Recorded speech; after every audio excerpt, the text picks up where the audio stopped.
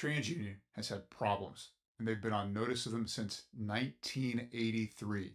I'm going to show you the court order that tells them they have to correct it. I'm going to show you evidence. I'm going to prove to you they haven't done it. They're still making preventable mistakes. Look, this is not just about somebody who's got an error in their credit report. This is about a industry giant who's got a broken system. Okay, here we are, rewinding the clock to 1983. We've got an old order here. TransUnion Credit Information Company. They don't even go by this name anymore. This is a complaint date August 25th, 1983, decision August 25th, 1983. So this is, it appears to be a decision that was agreed to by the Federal Trade Commission and TransUnion. So let's see. What do we got here? This consent order requires Chicago-based computerized consumer credit reporting agency and its credit bureaus, among other things, to review its credit reporting system to detect and remedy, where feasible, significant inaccuracies in information maintained or reported by the system. Okay. There is a lot here, folks. So let's get through this. It starts off with some definitions, derogatory information. This definition is a little bit outdated. It talks about 60 and 90 days late, that kind of thing. But what's important to look at here is in 1983, they were talking about display algorithms and merge algorithms. Display and merge. And so a display algorithm means the automated matching rule used by TransUnion system to compare personal identifiers contained in inquiries with those contained in consumer files in the database for the purpose of determining whether the files should be reported in response to inquiries. Okay, that's a mouthful. What are they saying? They are saying the display algorithm is this matching rule used by TransUnion to compare the personal identifiers of the people who are applying for credit with the people who are in TransUnion system. So they want this to match perfectly, not this way, not that way, but match, to mesh. So they have an exact match. So if there's a John Smith in who's on 123 Elm Street, then the John Smith at 321 Elm Street should not match with them. And this display algorithm is what's going to have those matching rules. Now it's for matching a credit application with a consumer in TransUnion system. The merge algorithm is the next thing here. The merge algorithm means the automated matching rule. Okay, so we have another automated matching rule used by TransUnion system to compare personal identifiers contained in account information furnished by subscribers or files contained in the database with identifying information contained in other files in the database for the purpose of determining whether the account information should be merged into or the other files merged together with specific files in the database. Another mouthful. Okay, what that is saying is that there is a merge algorithm, which is the automated matching rule, right? The algorithm, the rules for matching that TransUnion uses when a furnisher or subscriber furnishes information to TransUnion. It comes into TransUnion and it gets sorted out, right? And it takes all the identifiers, the name and address and social security number, date of birth, all that stuff. And there's tolerances for all these things. And that's part of the merge algorithm. And then whether that information should go into which file, right? So going back to our John Smith, 123 Elm Street. Well, what about 213 Elm Street? Now, if there's a John Smith at 213 Elm Street, does the matching algorithm have tolerances that tight? Can it say, oh, if two numbers are transposed, it can still match? So John Smith at 123 Elm Street could have information from John Smith at 213 Elm Street put into his file. Or Mary Johnson at 456 Elm Street. could be mixed up with Mary John Stone at 456 Elm Street in the next city over. Or let's say Mary and John have a child. Maybe they have two children, a son named John Smith and a daughter named Mary Smith. They could get mixed up. We'll get to all of these variations in just a minute. Well, some of these variations in just a minute. But the important part about this part is that in 1983, we're talking about display and merge algorithms already. Okay, let's continue on here. Respondent TransUnion Credit Information Company, TransUnion, is a corporation organized in the state of Delaware. Okay, keep moving. Okay. This is more background information establishing their ability to bring this type of action and that kind of thing. Not a lot of juice here. Okay, so count one. Da-da-dum. Alleging violations of the Fair Credit Reporting Act. The allegations paragraph 1 through 4 are incorporated by reference. Okay. Respondent, that's TransUnion, is a respondent here, has accepted a number of private investigative and detective agencies as subscribers to its consumer reporting services. They are furnishing, let's see, in a number of instances, consumer reports obtained by subscribers referred to in paragraph 5 been used for purposes other than those permitted by the Fair Credit Reporting Act. With respect to a number of the subscribers identified in paragraph 5, respondent has not had such subscribers identify the nature of their business or certify the purposes for which they sought the reports before they furnished them to them. By and through the acts and practices alleged in paragraphs 5, 6, and 7, respondent has violated section 607 of the Fair Credit Reporting Act by failing to require prospective users of its reports to identify themselves and certify the purposes for which the information is sought. Okay, so TransUnion was furnishing people's credit reports to private investigative and detective agencies, helping them investigate and dig up dirt on people. This is one of the reasons the Fair Credit Reporting Act was enacted in the first place.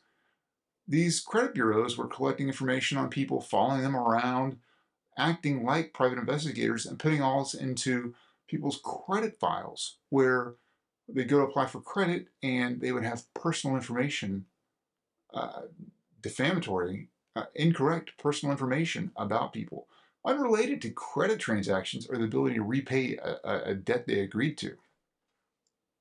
Okay, so by and through, respondent has furnished consumer reports and number of subscribers. Okay. Yep, they knew the subscriber was a detective or private investigative agency on reasonable grounds for believing that they could be used by a seller for purposes other than those listed under the Fair Credit Reporting Act. Okay. I'm not aware that TransUnion is furnishing reports to private investigators. I think they've stopped doing that. But take a look at this. Here's a lawsuit filed in January 2020 alleging that TransUnion has furnished private financial data of thousands of financially distressed Ohioans by selling credit data to credit associates without a permissible purpose. Defendant TransUnion has likewise violated the FCRA by improperly providing the private financial data to credit associates for impermissible direct mail marketing purposes. Let's see. At the end of this, we have actually got the letter. Yep. Okay, this is what Credit Associates is sending out. Credit Associates, Dallas, Texas. Status, you're pre-approved. Pre-screen and opt-out notice. This pre-screen offer is based on information in your credit report indicating you meet certain criteria. Offer is not guaranteed. You do not want to receive pre-screen offers. Other companies, consumer reporting.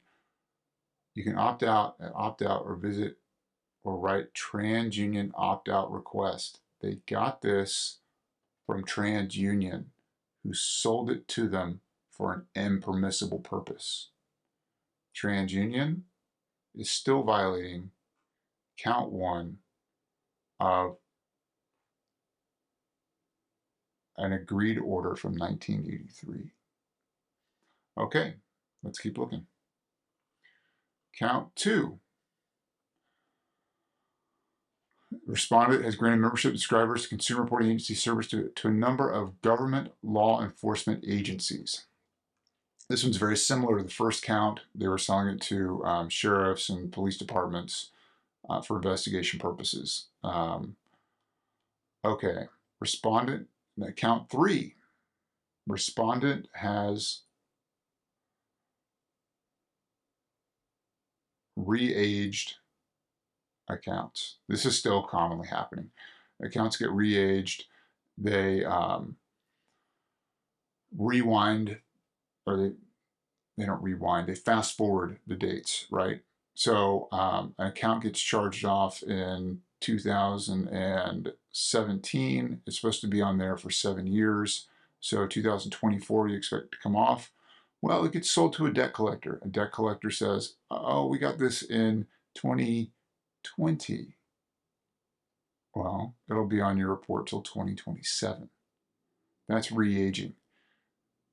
TransUnion has the ability to know which debts belong to which persons and get transferred from Citibank to Midland or from Synchrony Bank to Portfolio Recovery Associates. They have the ability to track this stuff and not allow this stuff to be re-aged, but they failed to do that. Let's see, it's count 3. Count 4.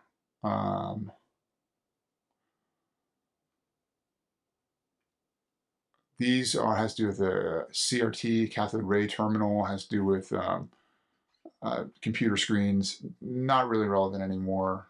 Count 5 is failing to note the disputes. Some of this language is difficult to read through. Let's see. A number of instances which has furnished consumer reports containing information which consumer has filed a dispute statement by failing to clearly note that such information is disputed by the consumer and provide either the consumer's dispute statement or a clear and accurate codification or summary thereof. This still happens. TransUnion fails to note disputes. Still an ongoing problem for them. Count 6, removing non-derogatory information. The effect of such purges is to remove from respondents' database substantial numbers of consumer files. Okay, we're getting to the good part here, guys.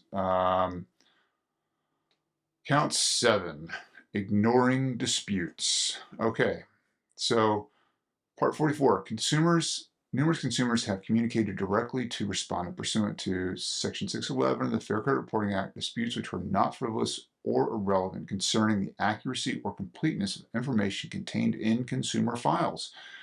In a number of instances, respondents' bureaus have failed to reinvestigate the disputed information and record its current status within a reasonable period of time from the receipt of the consumer's dispute or when finding such information to be inaccurate or no longer verifiable. And have failed to delete the information within a reasonable period of time from receipt of the consumer's dispute.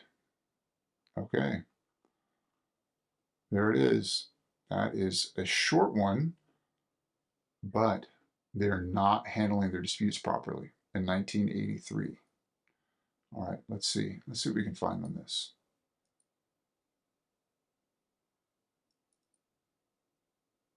Okay. Consumer Financial Protection Bureau takes complaints. This complaint is from June 12th, 2022. Somebody in Kansas submitted this via the web. Old information reappears and never goes away. Okay, it's a credit reporting issue. Several accounts on There are several accounts on alleged credit report. All debt was satisfied with primary notes, according to the report. Continues to be brought by other companies. Okay. Information is false and misleading.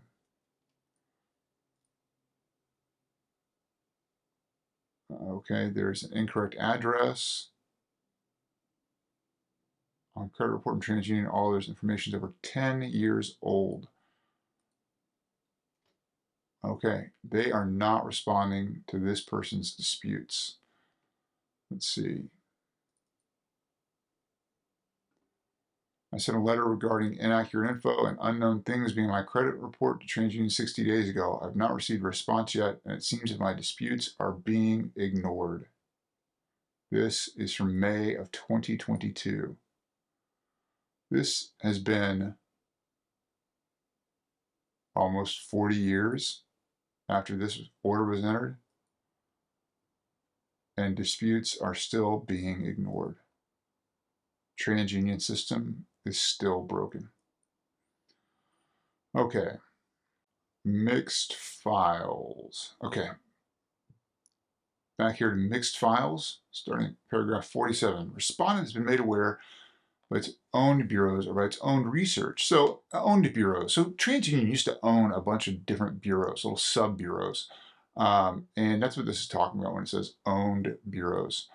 Files being, okay, respondent has been made aware by its own bureaus, by the bureaus it owns, or its own research of certain types of instances of files being issued on the wrong person or of information which gave it reason to believe that a significant number of files are being issued on the wrong person.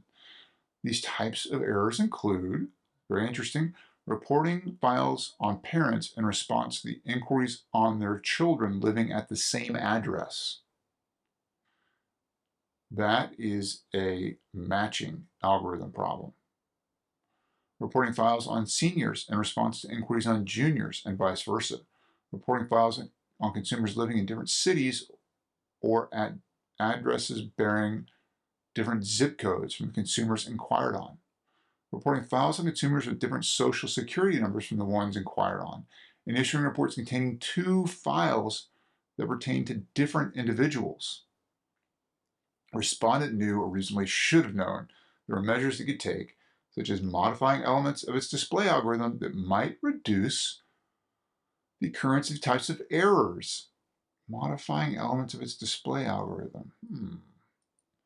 Respondent has failed to take reasonable steps to attempt to reduce the number of errors. Respondent has violated the Fair Credit Reporting Act. Respondent has issued to subscribers significant numbers of consumer files containing information about an individual other than the one the subscriber inquired on. They're giving out bad information. Okay. Is TransUnion still doing this? Let's see. Okay. Information missing that should be on the report. I've never been able to access my credit report despite 2+ years of credit history with whoever, an institution that reports credit history to all 3 bureaus. As a result, in early 2022, I called TransUnion and was told I had a mixed file. Oh. In 2022, told me a mixed file. I was instructed on how to file a dispute and fix the incorrect information. Per the request, I sent a cover letter explaining my situation as well as copies of my driver's license and social security card. Within 30 days, I received a letter in the mail informing TransUnion could not locate my credit report. Upon receiving this, I called TransUnion, informed me that I was not in their system at all. They claimed they'd never received documents to initiate a dispute. Despite the letter I received being sent to a mailing address they could not possibly have known, apart from being the return address on my dispute envelope they claimed not to have received. Their solution was for me to send a cover letter as well as copies of my driver's license and social security card to them, a process that has already proved fruitless. TransUnion is required to fix my inaccurate and incomplete information. My information not existing is as incomplete as it gets. Look at this. That person, when responded, TransUnion has been made aware by its own research of significant numbers of instances of people There's a report of file containing mixed information about two consumers. About two consumers. Guess what happens to one of those consumers? The information goes out of their file into the second consumer's file. So this person over here, whose file is empty, it's not empty. Their file is living inside somebody else's file. And TransUnion will probably never be able to untangle it. Because these complicated algorithms are telling these files where to live and how to merge. And TransUnion cannot pull it out of the algorithm. This person will probably never have this fixed. But it's not their fault. It's TransUnion's fault. And they've known about it since 1983. I'll take a look at another mixed file complaint. This is June of 2022. It's been since the beginning of 2022 that I've been trying to get access to my free credit report from TransUnion. Annual credit report is supposed to supply you with your credit report. They have not been able to do it. They've called 1, 2, 3, 4 times. Sent information to verify their identity 4 times, and even called on separate occasions. Okay, I've still not been able to get online to access my credit report. Customer service keeps telling me my case number has been escalated. To address the problem, they told me over 4 times I'll be able to view my credit report online within 7 to 10 business days. After each of those, faced with an error message. Aha, here it is. They have explained to me that since TransUnion had to separate 2 files and whether or not have the same name, so all our information was entwined and treated as a single credit report. There it is, guys. Still going on. But supposedly the issue keeps getting escalated. I don't think this person's going to have any success getting this solved. TransUnion system's broken. Okay. Here's an interesting variation on this. Me and my spouse, June 2021. This is a little over a year old. Me and my spouse have similar first name and different last name. TransUnion keeps messing up our credit reports. We apply for the mortgage. The credit report shows my spouse doesn't have any accounts under TransUnion. Her credit score is blank, and some of her accounts and loans under my credit report. I call TransUnion. A few times they use my name, date of birth, under her SSN. She tried to file a dispute and mail all the documents they required. And then I called them to dispute the accounts which did not belong to me. 2 weeks later, my spouse called them to confirm they received the documents and dispute the accounts which did not belong to her. They said there's no dispute case under my name. I don't have any accounts and credit history under my social. My credit score is blank. I cannot even see my credit information from the TransUnion website, which I especially paid for this issue. I can't even log in after a few hours. That's tough. I don't think they're going to get that solved. Let's go back here. We're getting to the end of this. TransUnion has known about these problems for a long time. Okay, so let's see. What's the last count here? 9 is, okay.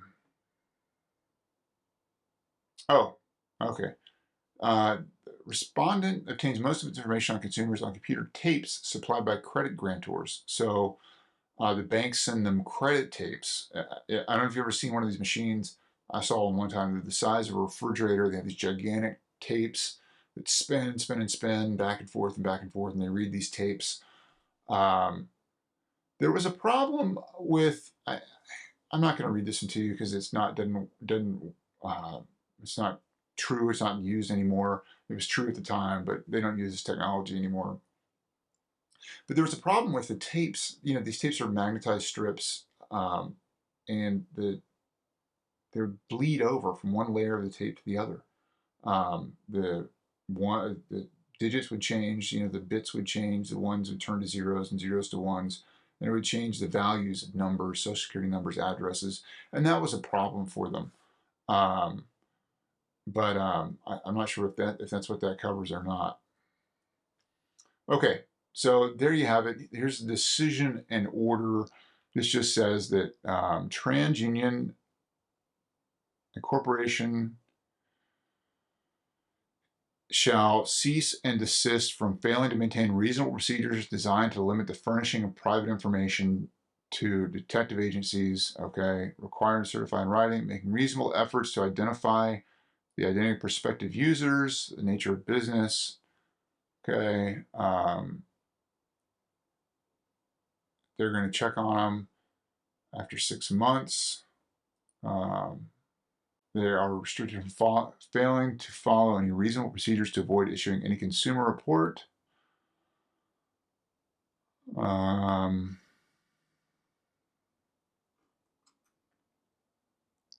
Basically, they agree to not do any of the stuff they're doing here. And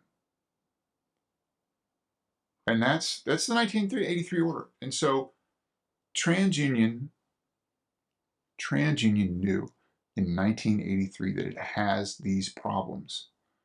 And according to people who have sued TransUnion, this lawsuit here,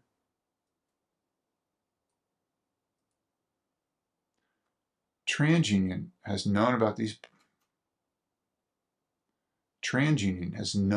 problems since 1983. It continues to do the same things, selling your data without a permissible purpose, ignoring disputes, mixing files, not correcting its algorithms.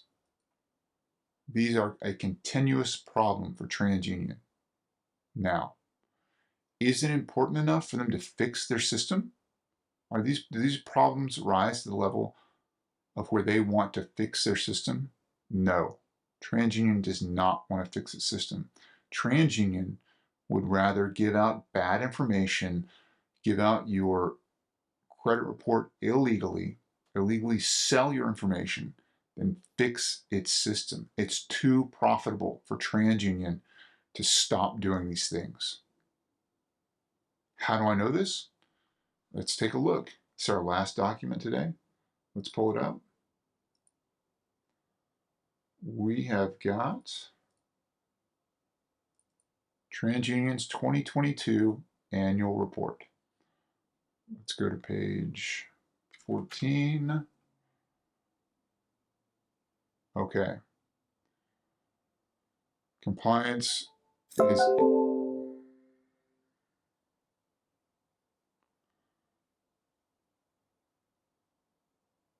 our failure to comply with applicable legal and regulatory requirements could have a negative impact on our financial condition and overall operations. Okay, they recognize this.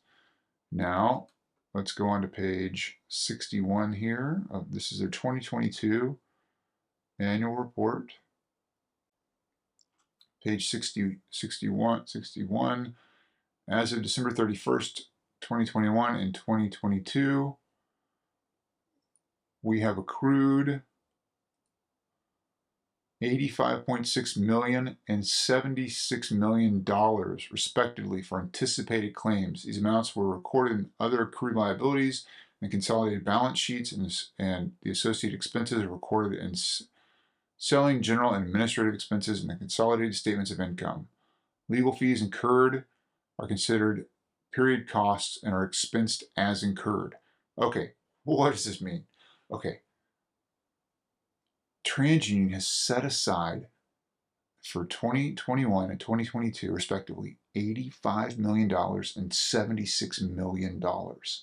Okay, that adds up to over $150, $160 million that they paid out in 2 years. This does not include their legal fees because those are considered as period costs and expensed as incurred. They're not part of this litigation budget. TransUnion is setting aside tens, if not hundreds of millions of dollars, tens of millions of dollars a year, hundreds of millions of dollars every 2 years to settle these claims, to pay people who are hurt by its credit reporting practices. They are not putting this money into their system to fix their display algorithm or their merge algorithm. They are spending this money to pay people who get mixed files and can't correct it, who get turned down for credit because of inaccurate information on their credit reports. They are paying tens of millions of dollars a year to people whose credit reports they illegally sell. Its system makes TransUnion too much money. It's not going to fix it.